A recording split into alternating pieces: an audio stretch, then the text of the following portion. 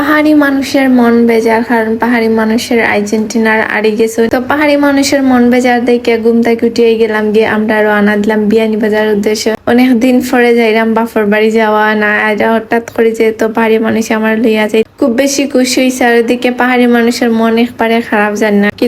Hello guys, আসসালামু আলাইকুম। অনেকদিন বাদে নিজের বাড়িতে যাইলাম, আলাদা একটা শান্তি লাগে। আর অনেকে কমেন্ট করে যে গাড়ি টাকার পরে, আমি কইব না গাড়ি টাকার। আর আমি তো গাড়ি দেখে এত পরিমাণে খুশি হয়েছি যে তো ক্যামেরার মাঝে দেখছি যে গাড়ি এসেছে, আমি তো খুশিতে বিশ্বাস করবানি। অনেক দিন পরে যাইলাম বাড়িতে বেশি একটা যাওয়া পড়ে না। তাও গাইস এত দূর ওই রাস্তা, মানে যাইতে যাইতে আমার পাওয়াত বেদনা হয়ে যায়। 1 ঘন্টা রাস্তা হইলে হওয়া যায় গাইস, অনেক সময় লাগে। ঘুম থেকে উঠেই আমার এখন তুমি তাড়াতাড়ি রেডিও গাড়ি, আর মাত্র আমার 10 মিনিট সময় দিছেন রেডিওর মাঝে। আমি নিজে রেডি হইতাম না, বাচ্চার রেডি হতাম। এর মাঝে গেছে আমার অবস্থা দেখানি। আমি ছুরি তৈছি, ওখানে ছুরি তো আর জায়গা নাই, তৈছি সবগুলো একটা ব্যাগের মাঝে। কিন্তু ছুরি ঠিক মতন টাইমে তো কেফাই না, এক সাফাইছে আর সাফাইরাম না, মাথা নষ্ট হয়ে গেছে। তারপরে ফালাই গেছে গিয়ে, কিছু করার নাই। ছুরি টুকি ফাইরাম নাই, তেকিতা করতাম। আর ওদিকে সবকিছু আমি দেখলাম সবটা ঠিক আছে নি, কারণ বাড়িতে আমি তালা মারি যাইম গিয়ে সবকিছু কারেন্টের লাইন, এরপরে ফ্রিজ ট্রিজ সবকিছু অফ করিয়া আমি যাইলাম। কারণ আমি যাইলাম গাইস অল্প সময় লাগি, বেশি সময় থাকতাম না। যাই মুয়া বাড়াই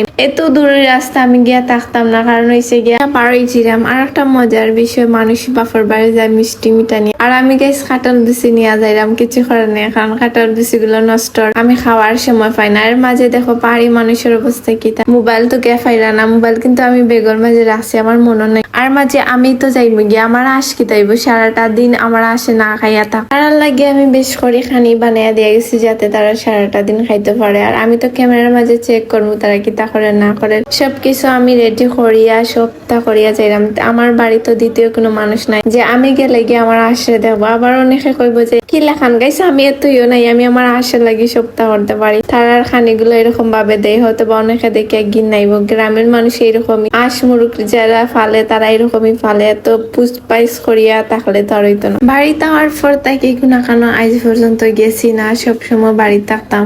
আজকে ফার্স্ট টাইম মানে বাড়ি থেকে বাড়িয়ে যাইলাম, তাও এত দূরের রাস্তা বিয়ানীবাজার যাইলাম। তাও যাইলাম তো কইলাম নানি গাইছে আমার খুব ভালো থাকা থাকি নাই। আর এত কিছু তো ইয়া কিলা বাড়িতে গিয়া থাকতাম, নতুন বাড়ি সবকিছু। অন্য কেউ থাকলে না তারা রাখিয়া যাইতাম, একলা বাড়ি তো রাখিয়া যাওয়া ঠিক না। আর সবকিছু তালা উলা মারিয়া চেক করিয়া গাড়ি আইছে, তো গাড়ির মাঝে উঠলাম আমি। আর পাহাড়ি মানুষ সবে মনে করে একটা আমরার গাড়ি, আসলে একটা আমরার গাড়ি নাই, একটা হইছে ও জেন সালাইরা তাইনোর মালিকর গাড়ি। তো আমরা একটা দি সবসময় যাওয়া করি। এই গাড়ির মাঝে আমার ফুয়া শেপ পায়, কারণ ছোট থাকি মানে আমার ফুয়ার জন্মর পর থাকি যেখানে যাই আমরা ও গাড়িতে যাই। সবসময় ও গাড়ি যাওয়ার কারণে আমার ফুয়া গাড়িটা এত পরিমাণে বালা পাইছে।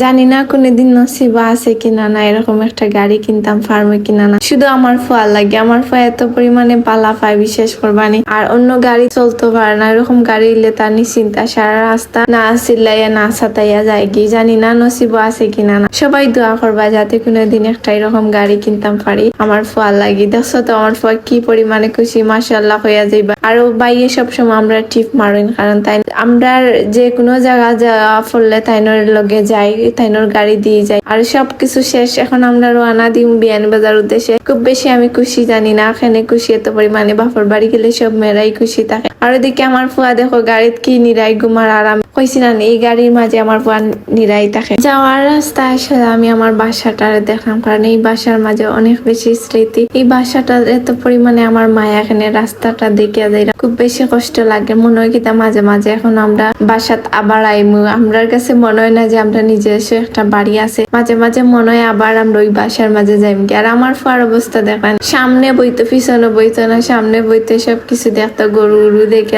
আর ওদিকে তার মন বেজার ঘুমাই, তার গরু দেখলেই ফাল মারি উঠে, গরু দেখলে আর কিছু লাগে না। আর আমার এত দূরের রাস্তা যাইমু, প্রথমে গ্যাস ভরা লাগবো। গ্যাস না বললে কিন্তু মাঝ রাস্তা আমি জিমু। তো গ্যাস ভরাত গিয়ে বড় একজন ভাইয়া আমারে আর আমার ফুয়ারে কিতা দিছেন, আমার একটা আমরা কিনিয়া দিছেন, আর আমার ফুয়ারে চিপস একটা দিছেন। আসলে এগুলা মায়ার মানুষ, তারা এত দিনের পরিশ্রম করিয়া রাতকে যে আমরা ভিডিও দেখে, একটাই তো বড় কথা। আমি শুনছি মানুষ নায়ক নায়িকার ছবি গিয়া দেখে, কিন্তু না গাইজ তারা আমরা ভিডিও দেখে। খুব বেশি খুশি হইলাম, তাইনোর ব্যবহার ব্যবহারটা এত সুন্দর ভাল লাগছে। আমার ফুয়া সব অনেকদিন বাদে বাড়িতে কি বাড়িছে, রাস্তাঘাট দেখে আর এত সুন্দর একটা মসজিদ। এই মসজিদটা কোন জায়গায় সবাই কমেন্ট করবা, যার বাড়ির খান্দাত মসজিদ। আর আমি দেখতে দেখতে গেছি বিয়ানীবাজার আইছি, কিন্তু ভিডিওর মাঝে দেখা যায় যে আমি আইছি গাইছি। যাওয়ার পথে এত পরিমাণে কষ্ট হয়েছে, এত দূরের রাস্তা, মনে হয় কি তার রাস্তা শেষ না, বইতে বইতে বইতে বইতে বিরক্ত হয়েছি।